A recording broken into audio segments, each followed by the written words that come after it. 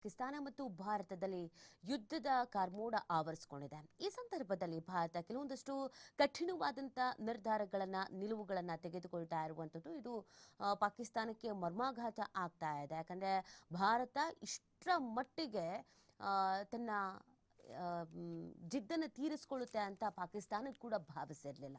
ಯಾಕಂದರೆ ಪ್ರತಿ ಬಾರಿಯೂ ಕೂಡ ಭಾರತ ಎಚ್ಚರಿಕೆಯನ್ನು ಕೊಡ್ತಾ ಇತ್ತು. ಆದರೆ ಯಾವಾಗ ಪಾಕಿಸ್ತಾನ ಇದನ್ನು ತಿದ್ದುಕೊಳ್ಳುವಂಥದ್ದು ಅಥವಾ ಬದಲಾಗುವಂಥದ್ದು ಕಾಣಿಸ್ಕೊಳ್ಳಿಲ್ವೋ, ಈಗ ಸುಮಾರು ವರ್ಷಗಳ ಬಳಿಕ ಮತ್ತೆ ಭಾರತ ಕೆಲವೊಂದಷ್ಟು ನಿರ್ಧಾರಗಳನ್ನು ತೆಗೆದುಕೊಂಡಿರುವಂಥದ್ದು ಪಾಕಿಸ್ತಾನಕ್ಕೆ ಉಸಿರಾಡೋದಕ್ಕೆ ಆಗದಂಥ ಪರಿಸ್ಥಿತಿ ನಿರ್ಮಾಣ ಆಗಿದೆ. ಸೊ ಈಗ ಪಾಕ್ಗೆ ಮತ್ತೆ ಮರ್ಮಾಘಾತ ಎದುರಾಗ್ತಾ ಇರೋದು. ಯಾಕಂದರೆ ಭಾರತ 3 ನಿರ್ಬಂಧವನ್ನು ಹೇರಿದೆ.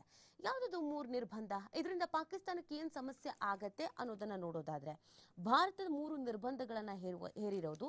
ಒಂದು, ಶತ್ರು ದೇಶದಿಂದ ಆಮದನ್ನ ನಿಷೇಧಿಸಲಾಗಿದೆ. ಅಂಚೆ ಕೊರಿಯರ್ ಸೇವೆಗಳನ್ನು ಕೂಡ ರದ್ದು ಮಾಡಲಾಗಿದೆ. ಪಾಕಿಸ್ತಾನಿ ಹಡಗುಗಳಿಗೆ ಪ್ರವೇಶ ಇಲ್ಲ ಅಂತ ಹೇಳಲಾಗಿದೆ.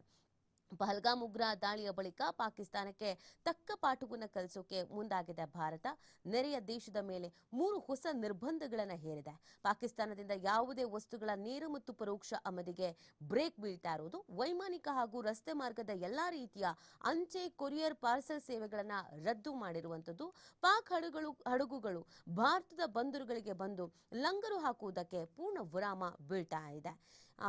ಈ 3 ನಿರ್ಬಂಧಗಳು ಸುಮಾರು 26 ಪ್ರವಾಸಿಗರನ್ನ ಬಲಿ ಪಡೆದಂತ ಪಹಲ್ಗಾಮ್ ಉಗ್ರರ ದಾಳಿಯ ಬಳಿಕ ಪಾಕಿಸ್ತಾನಕ್ಕೆ ಭಾರತ ಯಾವ್ಯಾವ ರೀತಿಯಾದಂಥ ಉತ್ತರಗಳನ್ನು ಎಲ್ಲೆಲ್ಲಿ ಕೊಡಬೇಕು, ಕೇವಲ ಯುದ್ಧ ಮಾಡಿಯೇ ಪಾಕಿಸ್ತಾನವನ್ನ ನಡಗಿಸ್ಬೇಕು ಅಥವಾ ಪಾಕಿಸ್ತಾನಕ್ಕೆ ಬುದ್ಧಿ ಕಲಿಸ್ಬೇಕು ಅನ್ನೋದಲ್ಲ. ಯುದ್ಧದ ಜೊತೆಗೆ ಇನ್ನು ಏನೆಲ್ಲ ಸಮಸ್ಯೆಗಳನ್ನ ಮಾಡಿದ್ರೆ ಅಥವಾ ಇನ್ನೇನೆಲ್ಲ ಕಠಿಣವಾದಂಥ ನಿರ್ಧಾರಗಳನ್ನ ತೆಗೆದುಕೊಂಡ್ರೆ ಪಾಕಿಸ್ತಾನಕ್ಕೆ ಸಮಸ್ಯೆ ಆಗತ್ತೆ, ಹುಡ್ತಾ ಬೀಳುತ್ತೆ ಅಂತ ಗೊತ್ತಿದ್ದೀಗೆ ಈ ನಿರ್ಧಾರಗಳನ್ನ ಭಾರತ ತೆಗೆದುಕೊಳ್ತಾ ಇರುವಂಥದ್ದು. ನೋಡಿ, ಆಮದು ನಿರ್ಬಂಧ. ಪಾಕಿಸ್ತಾನದ ವಸ್ತುಗಳ ಆಮದನ್ನ ಸಂಪೂರ್ಣವಾಗಿ ನಿರ್ಬಂಧಿಸಿರುವಂತಹ ಭಾರತ ಸರ್ಕಾರ ರಾಷ್ಟ್ರೀಯ ಭದ್ರತೆ ಮತ್ತು ಸಾರ್ವಜನಿಕ ನೀತಿಯ ಹಿತದೃಷ್ಟಿಯಿಂದ ಈ ನಿರ್ಬಂಧವನ್ನ ವಿಧಿಸಲಾಗಿದೆ ಅಂತ ಹೇಳ್ತಾ ಇದೆ. ಪಾಕ್ ವಸ್ತುಗಳು ಇನ್ನು ಭಾರತಕ್ಕೆ ನೇರವಾಗಿ ಅಥವಾ ಇನ್ಯಾವುದೇ ದೇಶದ ಮುಖಾಂತರವಾಗಿ ಆಮದಾಗುವುದಿಲ್ಲ. ಈ ಒಂದು ನಿರ್ಧಾರದ ಮುಖಾಂತರವಾಗಿ ಮುಂದಿನ ಆದೇಶದವರೆಗೆ ಇದು ಜಾರಿಯಲ್ಲಿರುತ್ತೆ. ಈ ನಿಷೇಧಕ್ಕೆ ಯಾವುದೇ ವಿನಾಯಿತಿ ನೀಡಬೇಕಾದ್ರೆ ಭಾರತ ಸರ್ಕಾರದ ಅನುಮೋದನೆ ಅಗತ್ಯ ಅಂತ ತಿಳಿಸಲಾಗಿದೆ.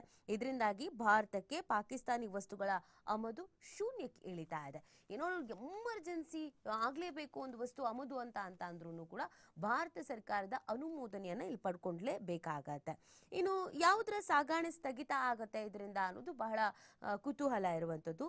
ಪಾಕಿಸ್ತಾನದಿಂದ ಆಮದು ಮಾಡಿಕೊಳ್ಳುವ ವಸ್ತುಗಳು ಮುಖ್ಯವಾಗಿ ಔಷಧ ಉತ್ಪನ್ನಗಳು, ಹಣ್ಣುಗಳು ಮತ್ತು ಎಣ್ಣೆ ಬೀಜಗಳನ್ನು ಒಳಗೊಂಡಿದ್ವು.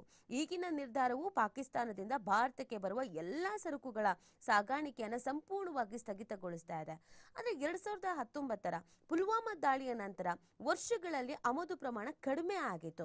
ಯಾಕಂದ್ರೆ ಭಾರತವು ಪಾಕಿಸ್ತಾನಿ ಉತ್ಪನ್ನಗಳ ಮೇಲೆ 200% ಭಾರಿ ಸುಂಕವನ್ನ ವಿಧಿಸಿತ್ತು. ಹಾಗಾಗಿ ಭಾರತಕ್ಕೆ ಇದರಿಂದ ಯಾವುದೇ ರೀತಿಯಾದಂಥ ಸಮಸ್ಯೆ ಅನ್ನೋದು ಆಗೋದಿಲ್ಲ ಅನ್ನೋದು ಗೊತ್ತಾಗ್ತಾ ಇದೆ. ಯಾಕಂದ್ರೆ ಆ ಅಟ್ಯಾಕ್ ನಲ್ಲೇನೆ ನಾವು ಸುಮಾರು 200% ಸುಂಕವನ್ನ ಏನು ವಿಧಿಸಲಾಗಿತ್ತು, 200%, ಇದರಿಂದ ಅವತ್ತಿನಿಂದಲೇ ಈ ಆಮದು ಅನ್ನೋದು ಕಡಿಮೆ ಆಗಿತ್ತು. ಇನ್ನು ಪಾಕ್ ಹಡಗಿಗೆ ನಿರ್ಬಂಧವನ್ನ ಹೇರಿರುವಂಥದ್ದು. ಭಾರತ ಸರ್ಕಾರ ಪಾಕಿಸ್ತಾನ ಧ್ವಜ ಹೊಂದಿರುವಂತಹ ಹಡಗುಗಳನ್ನ ಬಂದರುಗಳಲ್ಲಿ ನಿಲ್ಲುವುದನ್ನು ಮತ್ತು ಭಾರತೀಯ ಧ್ವಜ ಹೊಂದಿರುವ ಹಡಗುಗಳು ಪಾಕಿಸ್ತಾನಕ್ಕೆ ಭೇಟಿ ನೀಡುವುದನ್ನು ನಿಷೇಧಿಸಿದೆ. ಬಂದರುಗಳು, ಹಡಗು ಮತ್ತು ಜಲಮಾರ್ಗ ಸಚಿವಾಲಯ ಇದನ್ನು ಘೋಷಿಸಿದೆ. ಈ ನಿರ್ಧಾರವು ತಕ್ಷಣದಿಂದ ಜಾರಿಗೆ ಬರುತ್ತೆ. ಮುಂದಿನ ಸೂಚನೆ ಬರೋವರೆಗೂ ಈ ಆದೇಶ ಹೀಗೆ ಇರುತ್ತೆ ಅನ್ನೋದನ್ನು ತಿಳಿಸಲಾಗಿದೆ. ಇನ್ನು ಪತ್ರ ಸೇವೆಯು ಕೂಡ ಬಂದ್ ಮಾಡಲಾಗಿದೆ.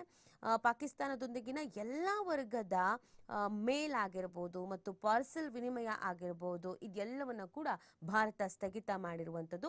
ಅಂಚೆ ಇಲಾಖೆಯು ಈ ಆದೇಶವನ್ನು ಹೊರಡಿಸಿದೆ. ಸೊ ಈ ಮುಖಾಂತರವಾಗಿ ಭಾರತ ಪಾಕಿಸ್ತಾನಕ್ಕೆ ಎಲ್ಲೆಲ್ಲಿ ಬುದ್ಧಿ ಕಲಿಸ್ಬೇಕೋ, ಈ ಎಲ್ಲೆಲ್ಲಿ ಪೆಟ್ಟು ಕೊಡ್ತಾರೋ ಅಲ್ಲೆಲ್ಲ ಮರ್ಮಾಘಾತ ಆಗತ್ತೆ.